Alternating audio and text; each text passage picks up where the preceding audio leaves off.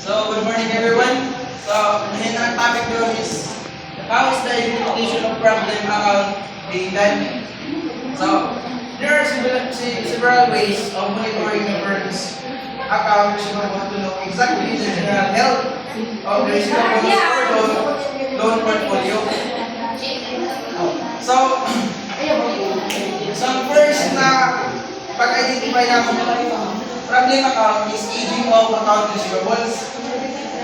The customer's account are listed and the items therein are classified according to whether they are not yet due just due for little past due or considerable past due.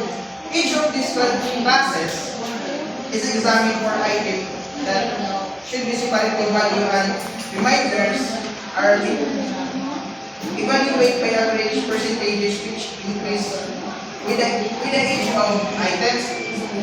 So, diba, kasi sa aging of account receivables, ang ibali i-classify nila na doon mo ibali mag-classify ibali ang account receivables. So, first is not yet due or just due. Example, ibali is before 5 days or in that day, hindi pa siya problema kung hindi pa makamang niya or ma-receive ibali ang kwarta.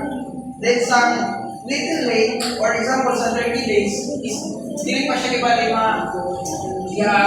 makamang yung kwarta or hindi pa makabayad. So, out na ibali sa gamay lang ang ibali na problema. Then some very late, example, sa mga 90 days or sa mga dalawang buwan ito nga, hindi pa hindi ako makabayad ibali niya yung utang, ang yan lang high risk of not being paid. So, una yung malisod rin na malisod rin ibalik yan yung malisod yung purwan na ibalik siya na makabayad ibalik niya na yung utang. So, next is analysis of receivables. That includes the computation of account receivables turnover ratio and the presentation of other reports which are designed to reflect activities and efficiency of credit transaction.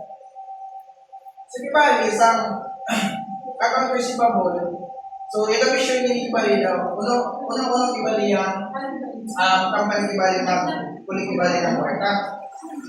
So, example, so let's say isang total sales of credit ibali nila sa whole year is ang ibali ka utang kanila na 1,200,000. Then, sa kanilang average receivable sa isa ka is ang ibali receive nila na 200,000. So, pag compute mo ibali si artist, total sales of credit which siya 1,200,000, i-divide mo lang siya na total average receivable mo. So, pag divide mo saan para ma-determine mo daw nila ibali yung turnover ratio mo. Ibali sa 1,200,000, divide mo lang yan sa average receivable na 200,000. Yung result saan is actually ibali ng turnover ratio para ma-determine mo ibali ng good ba yung kanong ibali yung turnover ratio. So, sa example ko, sa 1,200,000 divided by 200,000 is 6 yung turnover ratio, which is yung kanong company ibali siya is good ibali yung account receivable. Kaya tungod bang good, di ba sa short term ibali, di ba sa size ka po so sa size ka po divide mo yan ibali 360. So, sa 2 months or sa 61 days, yan ibali na duration is kasi ang ibali yung makadawat o ibali siya ng partner na makadawat ibali ng company. So, yan ibali na duration is magana ibali yung ibali ito sa isa katuloy, makadawat o ibali sa isa katuloy mo na kasize ka basis. Madayaw ibali ito yung short term ibali na pagpangutang nanis. Aman niya basta yung partner niya dawat mong ibali. Tapos kung mulang pas na isang siya ng masin, example doon, yung kamay yung ibali siya doon, yung pagpangutang ibali siya, duration lang ibali is 2 months. Then, yaga-advance siya ng 1 month. So, pangit ibalik niya na yung pagpangutan kung ibalik yung 1 month is yung percentage ibalik sa hindi ibalik mabayaran. So, pangit niya kung ako sila ni Michael. So, ako lang mga pera report. Yes. That's all. Yeah. Solving. Solving ka rin. Wala ko. Itibay mo lamang ibalik si... Formula lang, di yung solving. Tira. So, si total 6 ibalik, si total 3 day, sa muli yung ibalik sa mall, 1,200,000 ibalik yung kan mo yan, discourse rate yung tanggal mo na kwarta is 1,200,000. Yes, sa muli yung ibalik yung average mo ibalik, average receivable is 200,000.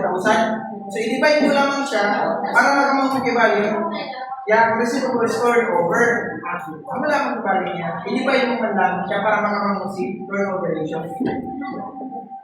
Question. So, question ko mo, ikaw yung owner ng company or ang business mo, and then, dahil yung bad debts mo, unan yung analysis of receivables or unan yung way mo para ma-improve yung kan mo ba? Okay. Para mag-improve ibalik. So, Para ma-lessen yung bad debt. nansiyan kayo makabutan na rin yung si analysis receivables talo si aging of mga receivables para mapupusog kayo ng ibali maligaw. Daw nung ibali yung kamay receivables makulikta ng tama. Kaya kung possible mo galit na dili ibalik siya dili ako magaling ibalik ang receivables. It means na pangit ibalik yung buwan yung pangit ibalik yung isang buwan yan